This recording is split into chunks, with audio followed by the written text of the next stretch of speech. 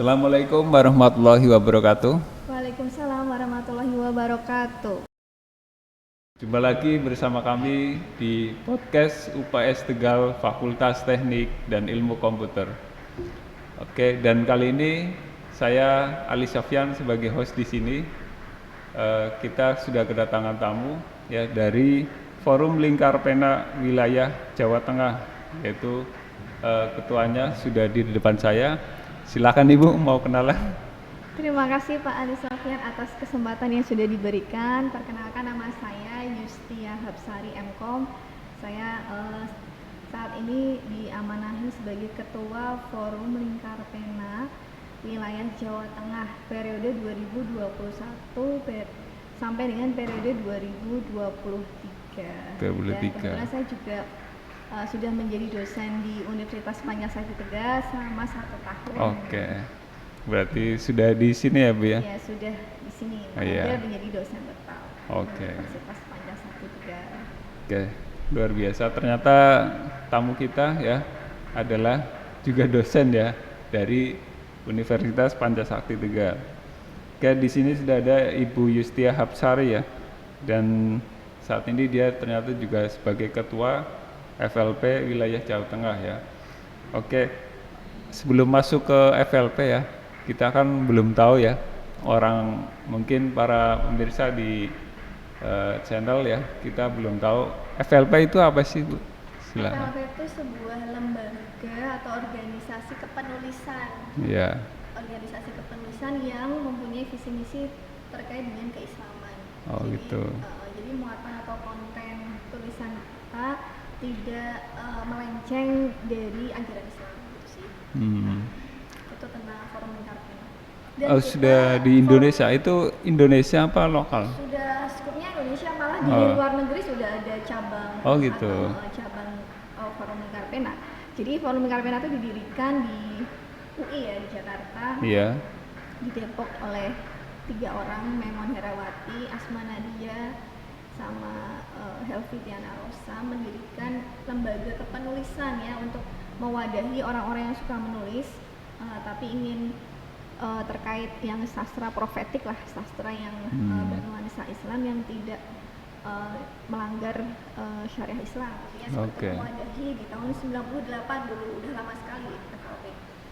Di tahun 1998. Oke, berarti FLP lebih banyak kegiatan menulis seperti itu ya Bu ya? Iya, menulis, berorganisasi. Oh, menulis dan berorganisasi. Iya, betul.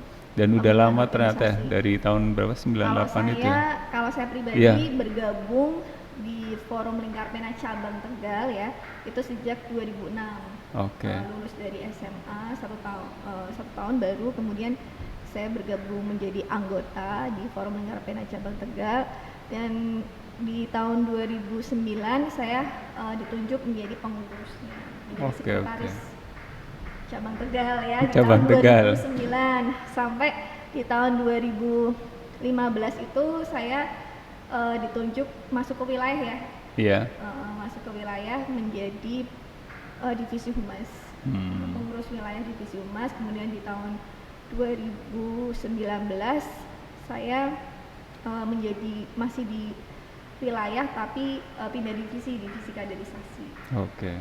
Sampai akhirnya 2021 kemarin terpilih menjadi ketua wilayah Jawa Tengah. Luar biasa ya ternyata. Tidak menyangka itu. Iya. Oke. Untuk materi hari ini temanya kan kaitannya dengan literasi ya. Iya, nah, literasi ya. Berarti tidak jauh dengan tulis menulis ini Bu. Iya. Makanya iya. Iya. Makanya visinya UPS juga terkait literasi. Iya, betul. Nah, apa kaitannya sih LV dengan literasi itu?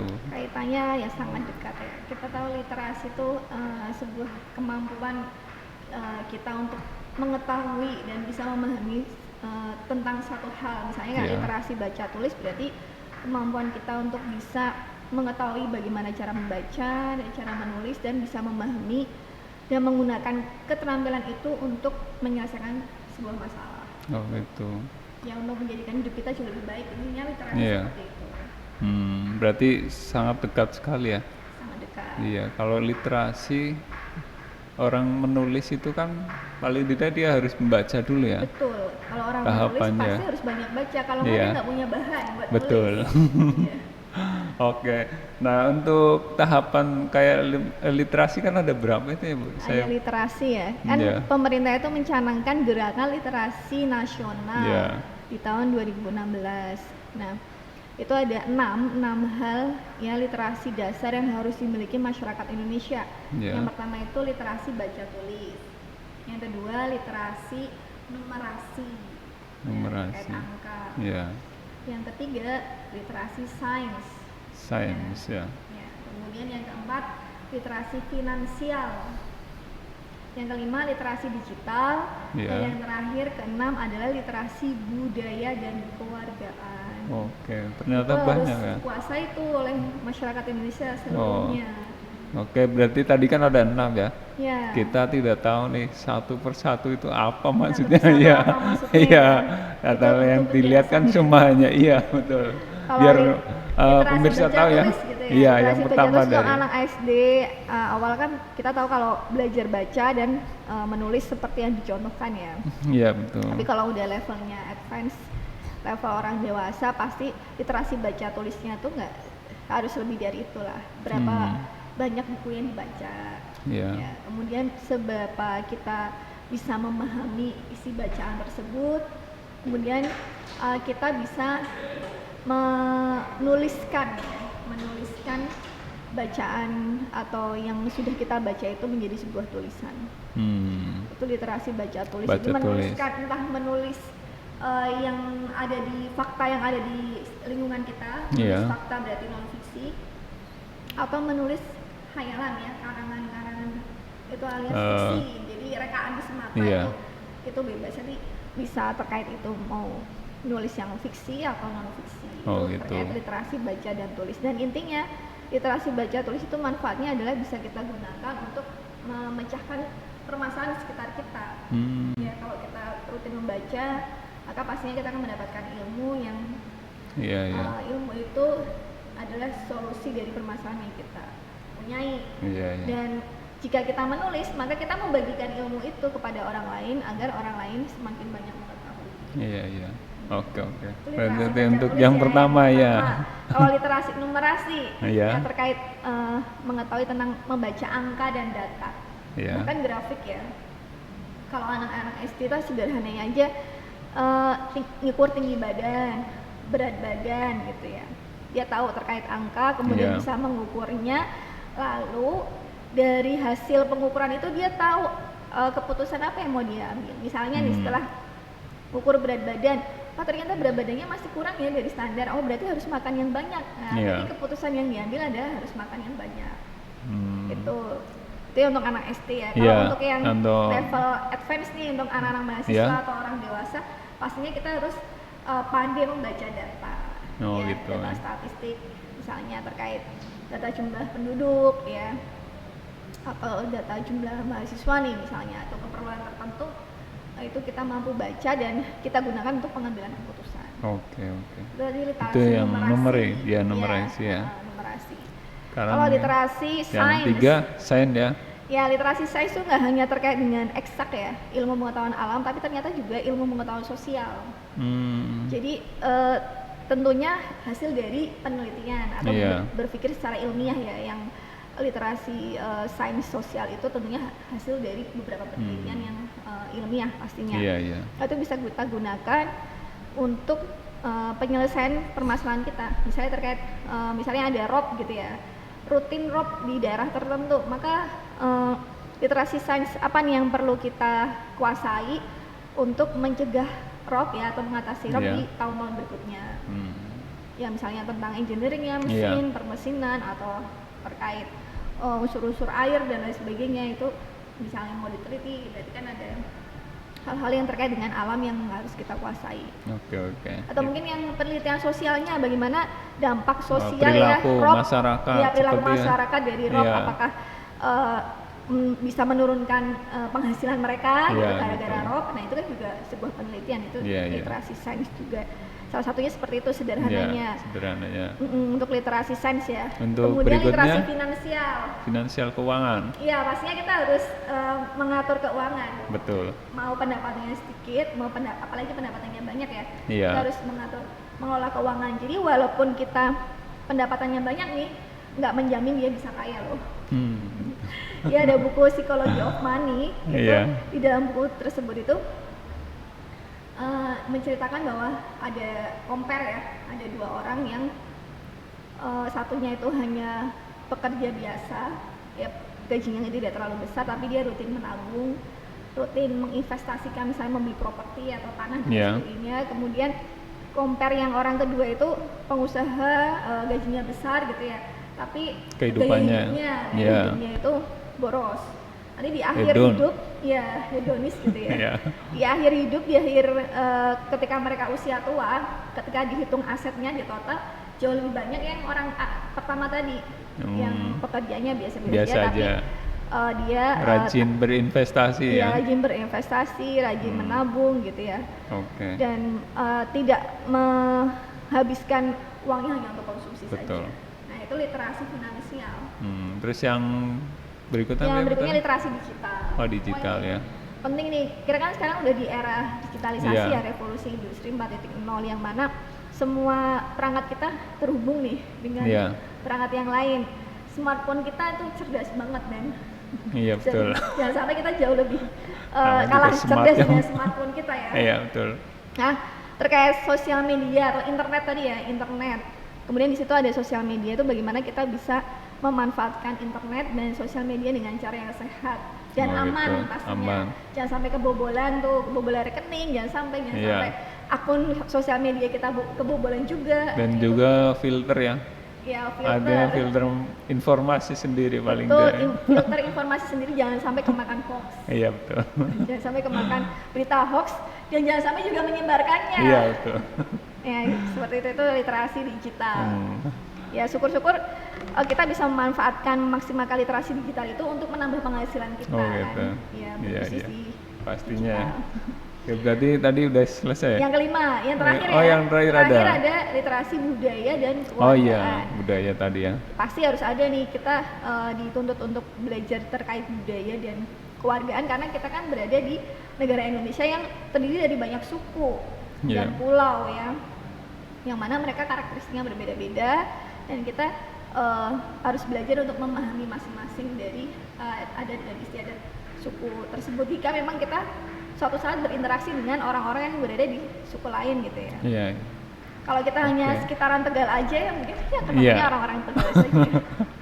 Tapi kalau Budaya. kita merantau gitu ya, mau nggak mau kita ketemu orang yang Betul. Budaya yang berbeda ya. budayanya sangat berbeda ya. Oh gitu. Budaya kultur yang bersangkutan berbeda, apalagi budaya pribadinya Iya, pasti iya. juga berbeda. Nah kita diharapkan belajar terkait budaya dan kewargaan. Oke. Tuh, oke. Pemirsa, ternyata untuk literasi sangat banyak sekali ya jenisnya ya.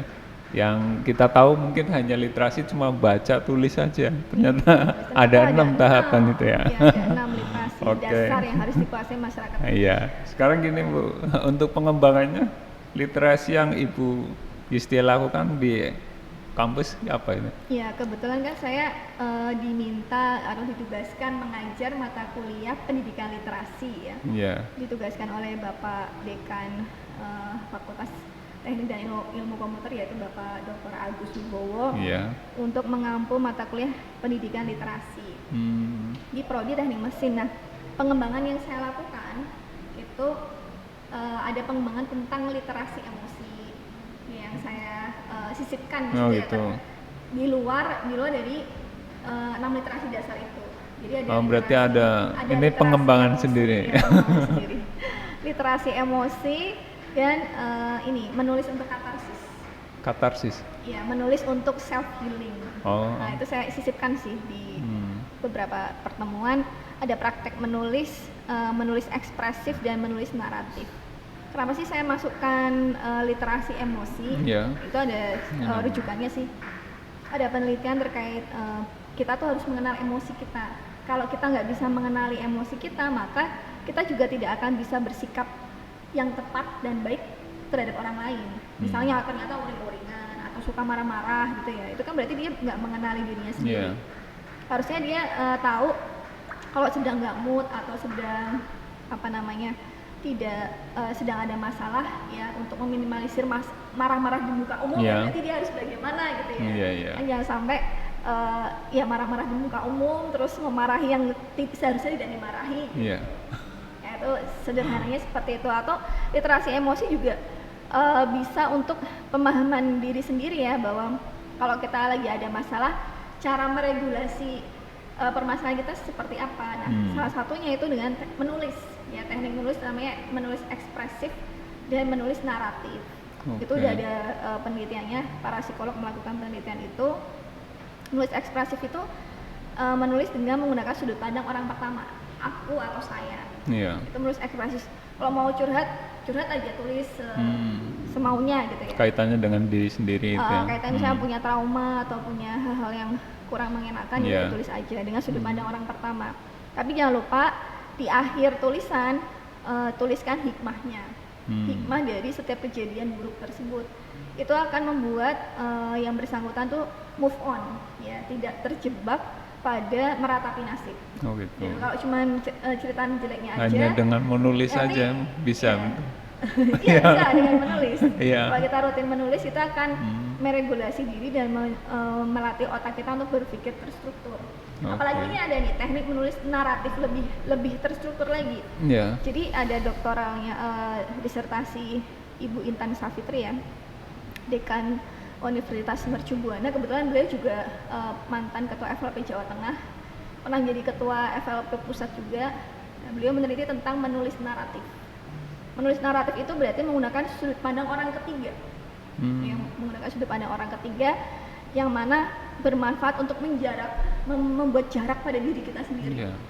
Menjaraki diri ya, atau membuat jarak pada diri kita sendiri, memakai sudut pandang orang ketiga. Orang ketiga kan dia. Iya. Tapi ini pakai nama kita sendiri. Misalnya Yustia gitu. Yustia merasa sedih karena apa gitu. Gitu. Nah, itu membuat jarak, soalnya itu membuat jarak dan kita berada pada posisi mengamati diri kita sendiri gitu. Jadi kita ingat ada kejadian apa gitu ya di masa lalu yang tidak mengenakan, kemudian kita tuliskan dengan teknik naratif tadi.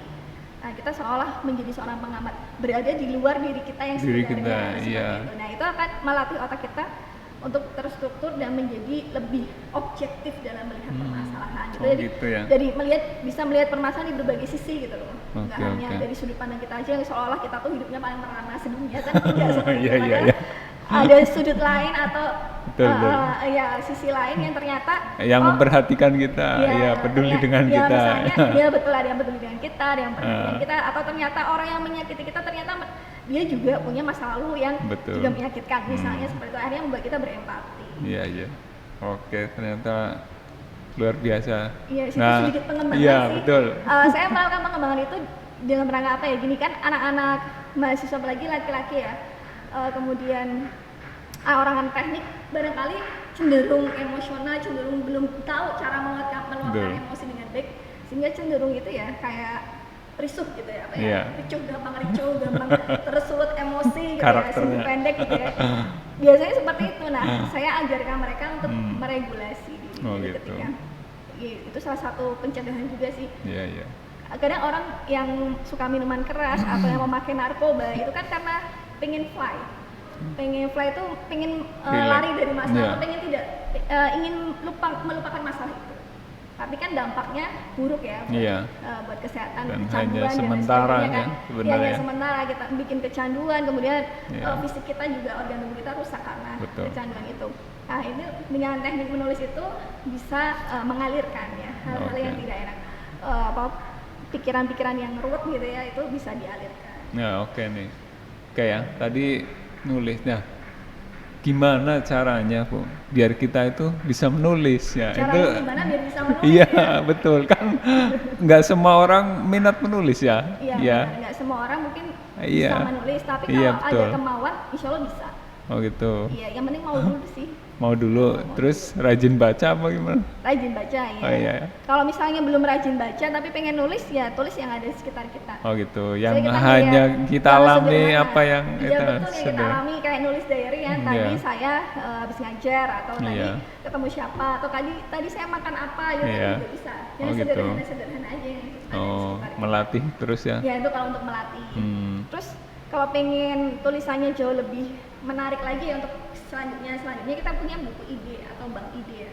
Apa itu, Bu? Jadi kita punya kertas khusus atau Oke. mungkin buku catatan kecil gitu ya. Kalau mungkin atau di HP mungkin, atau Iya. catatan kecil. Kalau tahu-tahu ada terlintas ide tulisan apa, kita langsung tulis. Nah, Oh jadi gitu. tulis aja dulu, nanti eksekusinya kapan gitu. Oh, gitu. Karena kalau tidak langsung kita tulis, cenderung akan lupa. Oh. Ya itu namanya bank ide. Walaupun kecil sedikit Walaupun apa kecil, ya. sedikit, iya, Ya, atau mungkin itu di tetap kita. smartphone kita atau di kertas kecil Iya. gitu. Padahal kan itu peristiwa ya. Mungkin bisa teringat terus, Iya. kita bisa ceritakan lancar ya. benar. Iya. Iya, itu bank ide. Oh gitu ya. Oke, ternyata banyak sekali ya, dan tipnya bagus juga ya. Kita emang harus sering melatih diri, kemudian rajin baca ya Bu tadi ya. Iya, rajin Oke. baca dan Nah ini untuk program kegiatan terbaru FLK apa ya Bu untuk Jawa Tengah yang kalau kemarin kebetulan pas tanggal 15 Oktober ya kan Iya. bertepatan dengan Hari Bahasa. Alhamdulillah kita berhasil launching buku antologi ya, kumpulan kisah inspiratif dari orang-orang penulis yang ada di Tegal. Namanya judul bukunya Cerita di Balik Layar. Oke. Ya, judul bukunya adalah Cerita di Balik Layar. Jadi ini adalah kumpulan dari 14 orang penulis yang terdiri dari berbagai macam profesi.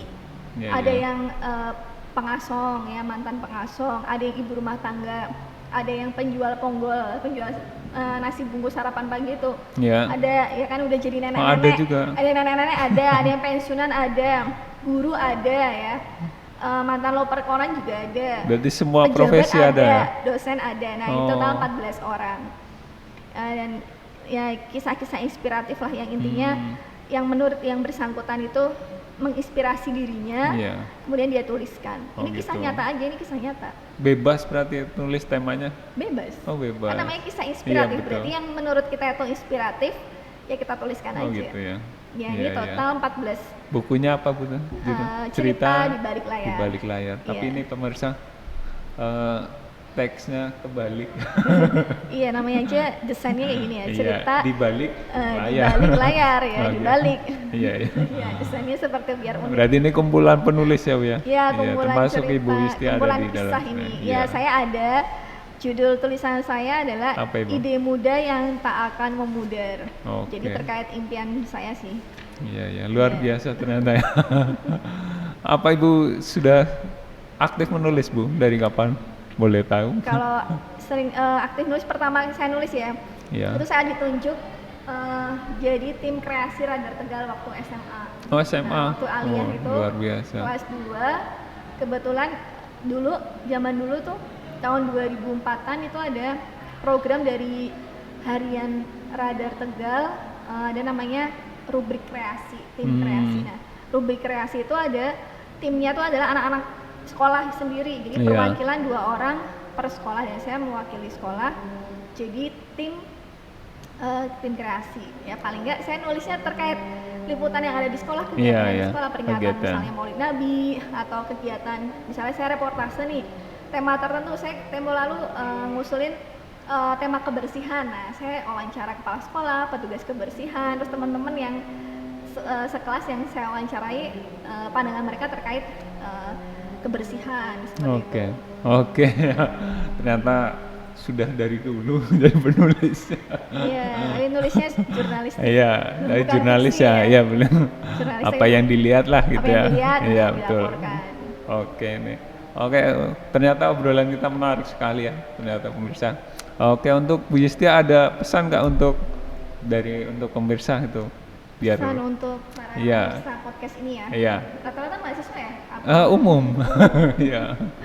Pesannya adalah latih empati.